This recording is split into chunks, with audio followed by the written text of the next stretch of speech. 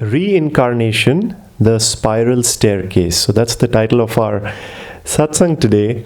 And I was sitting with some of our friends from the ashram yesterday over lunch, and I was puzzling over, why has reincarnation been called the spiral staircase? So I think you can also go back home and think about it, because there can be many, subtle and obvious reasons for it. But I was thinking, I recently went to Badrinath, and beyond Badrinath, if you've ever been there, there is a place, or I should say an area, a large area in fact. It's called the Stairway to Heaven, the Staircase to Heaven. And it is said that that is where the Pandavas, started walking one by one, and they gave up their bodies on that stairway. Now that stairway, I traveled a few hours on that stairway, but it's a straight stairway. It's a linear path, and you walk on it, and it's just beautiful. It's unearthly.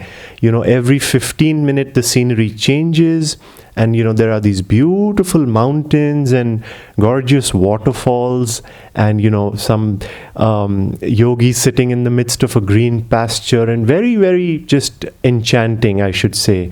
And the scene changes. So that's one kind of staircase, where you go and the scene changes. The farther you go, hopefully it becomes more and more beautiful. But then you have a spiral staircase, and if you've ever been to the back of the ashram here, you'll see that we have a spiral staircase in the back, which goes to, Shantilok, where some of the staff live. And what happens on a spiral staircase is, among other things, that when you start walking, let's say on that staircase, you come up one rung, and let's say you face the garden, and maybe you see there's a gardener there, he's working in the garden, very well, very nice. You climb one more rung, and you again look this side, and what do you see? You see the same gardener. The scene doesn't change. And then maybe you go one more round up there, and what do you see? You see the same gardener, you see the same trees. Maybe the only thing that's happening different is the size is shrinking. First you could see it clearly, now the scene is becoming smaller, but it's the same scene. And I was thinking, that's a good way to think of reincarnation also. Because reincarnation is compared to a spiral staircase, perhaps because every time we come back on this planet, or on the material plane, it's really the same boring stuff. It's the same delusions that catch us every time, and often it's just the same lessons. It's not like there is ever new delight every time the soul reincarnates, that suddenly, it has found something very unique. It is the same thing. And that is why I think, one reason why it's a spiral, because you keep going in circles. When you become wise enough, you keep going in circles. But I also liked one of the people said, why is it called reincarnation is called a spiral staircase? Because they said when you keep going on a spiral staircase, what you get after a while is a headache. And I said, that's true. And reincarnation is also a headache, for the wise yogis, for all of us. After a while, it's like, what's happening? Am I really so dumb? I keep making the same mistakes, and it's giving me a headache after all. Paramhansa Yogananda ji, if you've read the Autobiography of a Yogi, he describes there in one chapter when his own guru, Sri Yukteswar, who's passed on to the astral world, he comes back to him in flesh and bone as a vision, and then he tells him about that world. So if you haven't read that chapter, I really encourage you to read it, because it's very, very inspiring and really opens your mind to what else exists out there for all of us when we pass away from this life, what is really waiting for us. And he describes beautiful worlds. He says there are no weeds or insects or snakes or pests or any of the things of this world that cause us pain and sorrow and irritation. And the weather is always good, and people are harmonious. And really, I would encourage you, read it if you haven't read it. And it's very beautiful. And of course we know that living in the astral world is not the final goal, for really it's not the ultimate goal for the yogi, because that too, after a while, it wears off. It's like going to any beautiful place. How long can you really keep looking at that mountain beyond Badrinath? Maybe 5 minutes, 10 minutes, an hour. But after a while, like everything in this world, the charm fades away because it's still outside us.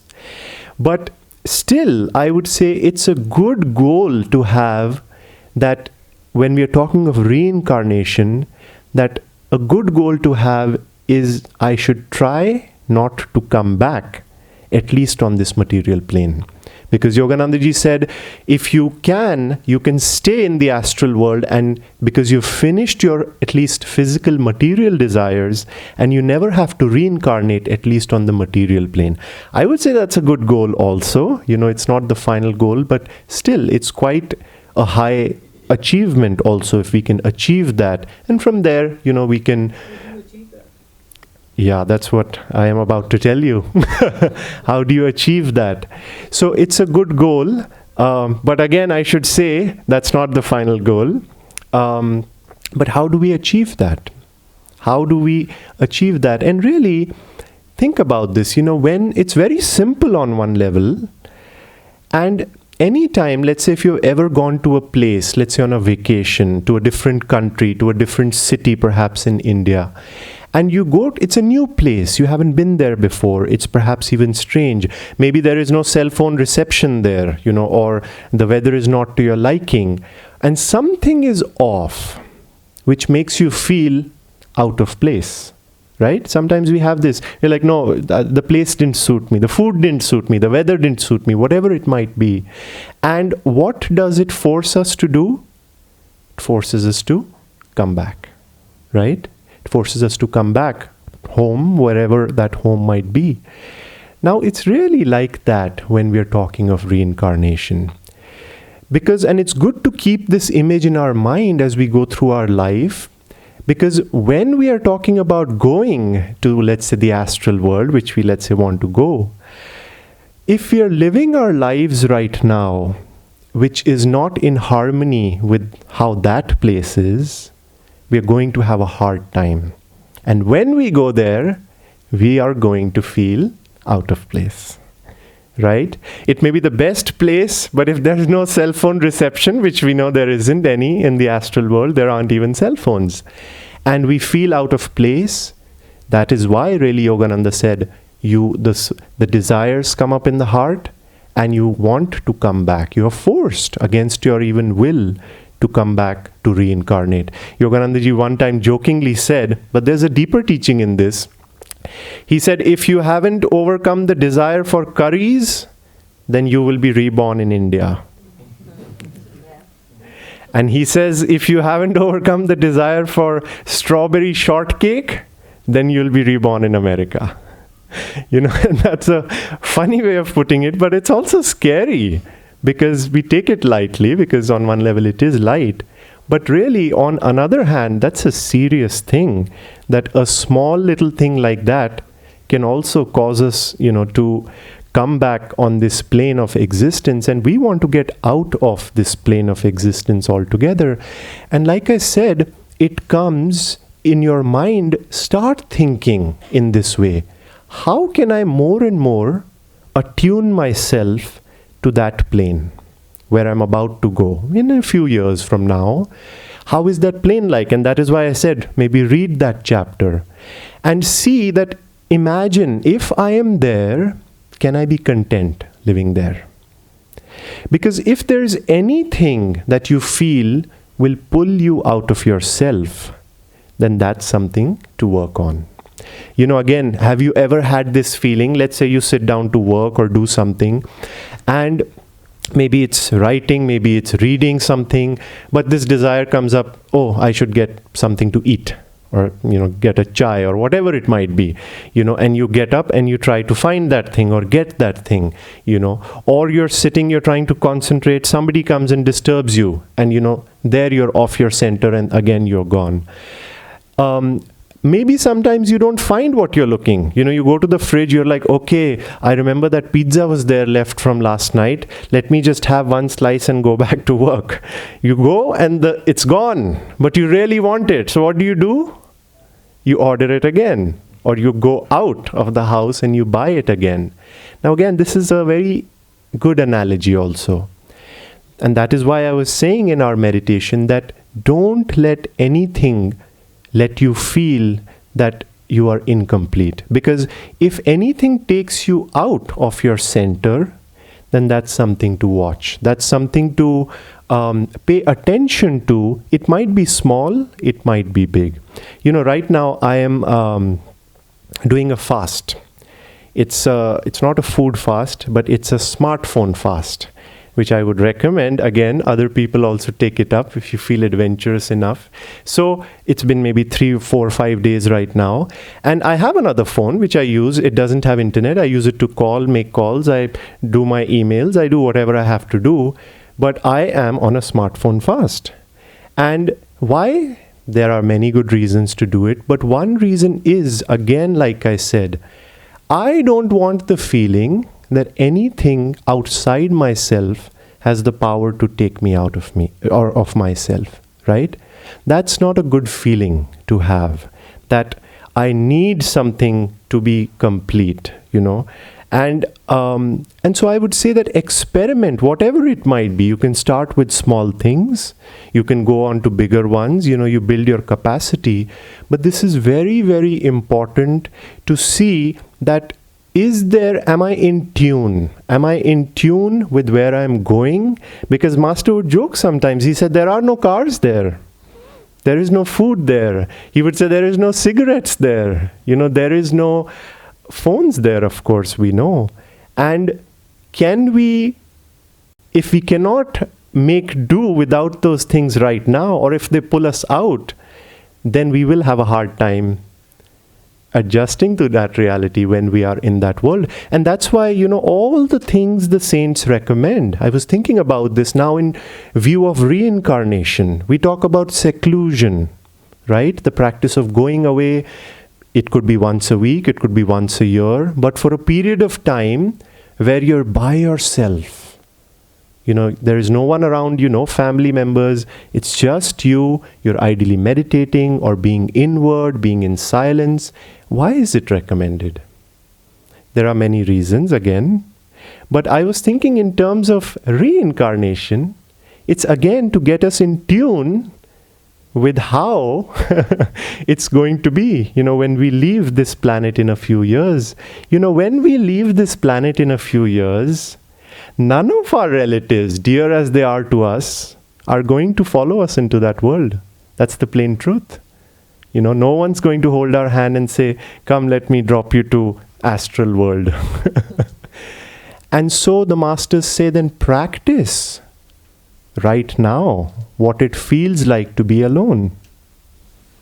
Practice right now to be comfortable with silences.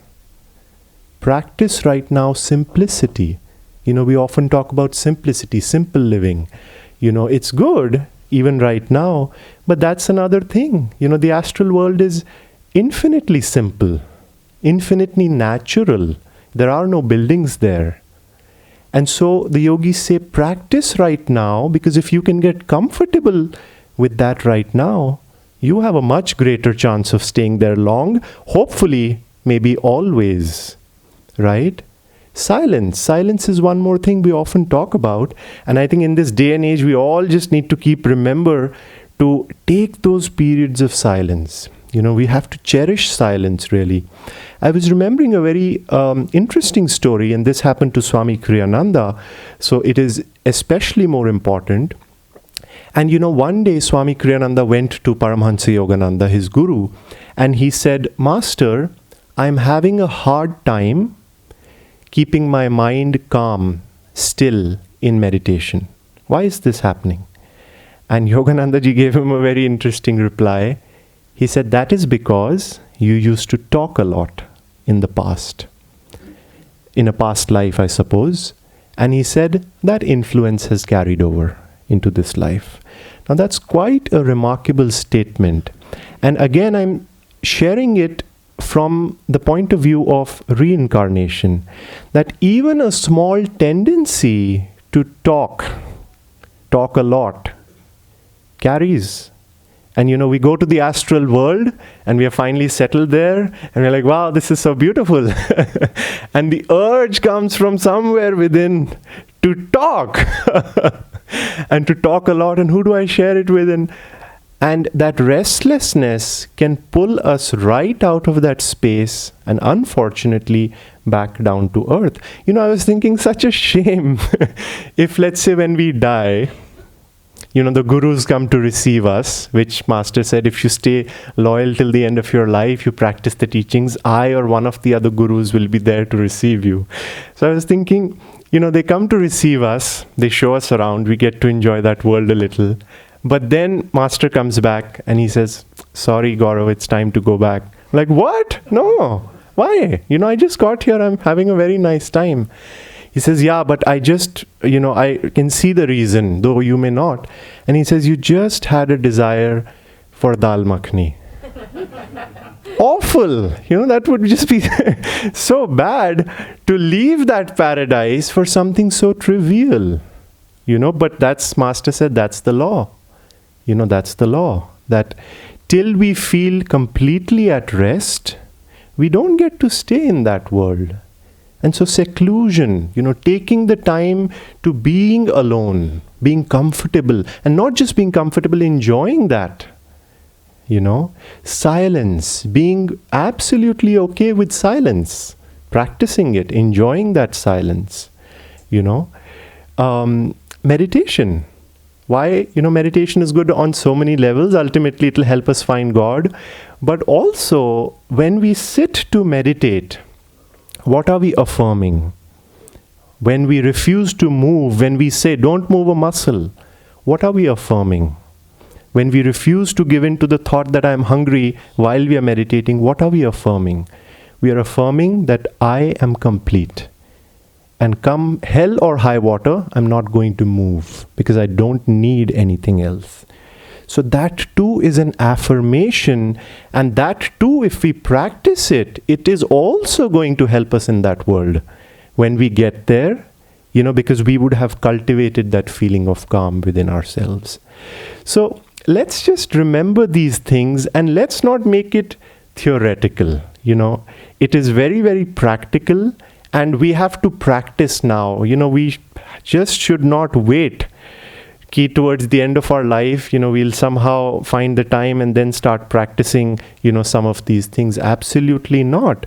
When we have to see what is important in our life. If I die tomorrow, will it matter if I haven't checked my WhatsApp messages for the last 3 days?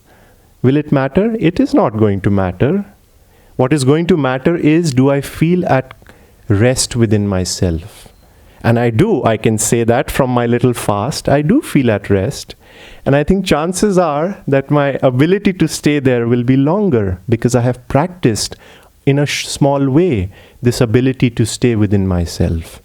And so we have to again and again put things into perspective. Every day, we cannot be passive, we cannot even be mediocre with our spiritual lives because there is always the danger to do that.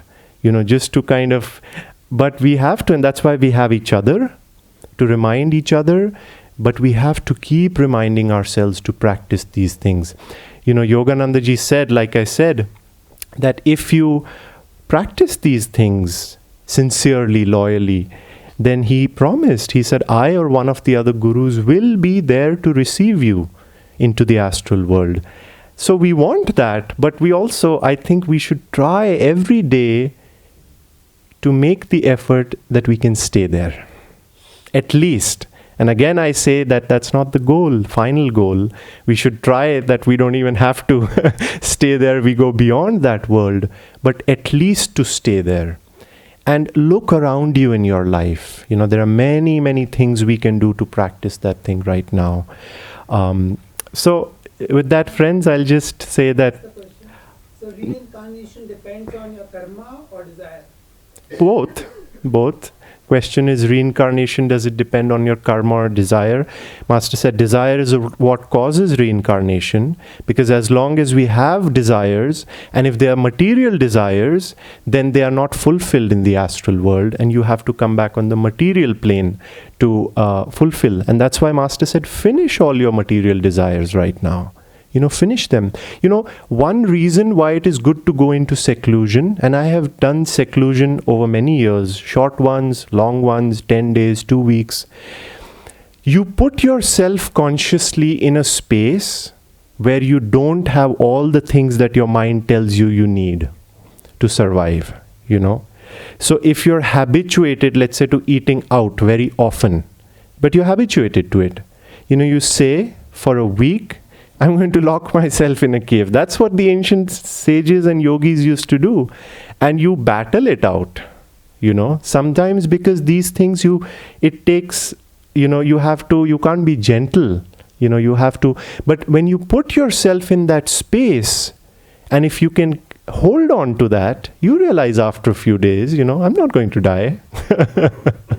I can eat a fruit, I can eat a little simple meal, and I'll still make it, The same with our phone, the same with whatever it is that binds our consciousness down to this material plane. So let's practice these things. And, there is great joy. Like I tell you, there is so much joy just when you're not constantly being bombarded, let's say by messages. And it's good to take those breaks just to remind ourselves how life used to be 50 years from now. I was thinking to myself recently, Swami Kriyananda, who we all know, he built a worldwide work. We all know, I think, his accomplishments. He wrote 150 books, 400 pieces of music, traveled extensively, built a global network of spiritual communities.